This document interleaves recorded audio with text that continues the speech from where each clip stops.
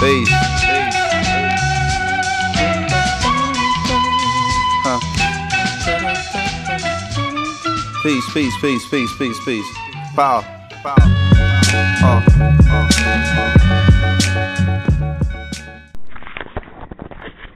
As I stated in part 1, I think uncertainty is the creator of religion, philosophy, and sciences, or the sciences. I think humanity wants certainty because it gives us a sense of security and safety, and also the belief that we're in control.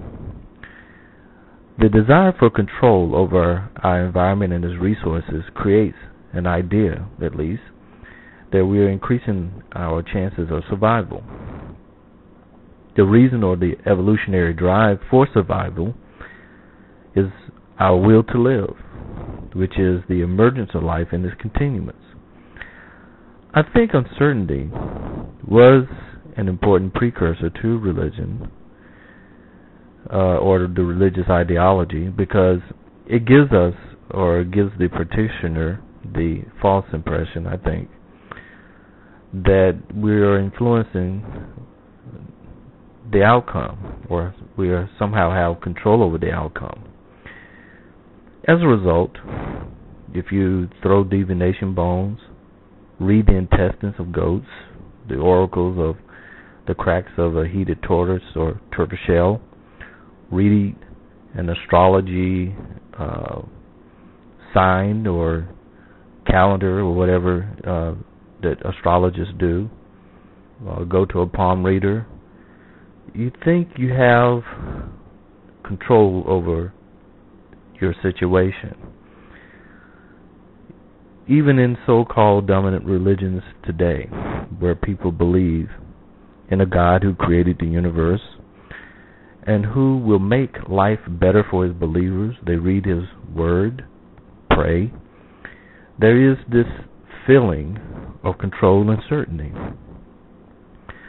I think prayer has replaced, at least in the West, the function of divinations in other areas of the world. Because in prayer, the person is trying to influence the outcome by controlling or influencing the source behind the situation. And so we create, I think, like Voltaire said, if God did not exist, it would be necessary to create him. And Plato even saw this when he wrote in his Republic, which was his idea of an ideal society, that a belief in the gods and an afterlife is necessary in order to keep societal order. In other words, it's all about our need for power and control. This is why people avoid agnosticism like it's the plague, because it's an uncertain position. Even though it is the most intellectually honest position, at least I think. But to say I don't know is unacceptable to most people. And people normally default to belief or non-belief. And so, according to psychologists, the people who do default to belief or non-belief are happier than people who are uncertain. Even when people know something bad, they're happier than not knowing.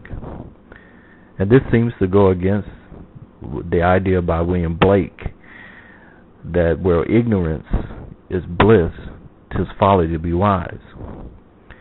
Although uncertainty is essential to the pursuit of science, for it gives scientists a problem to investigate, I feel that the motivation is still the desire for control over the unknown and uncertain, because not knowing can be detrimental to survival.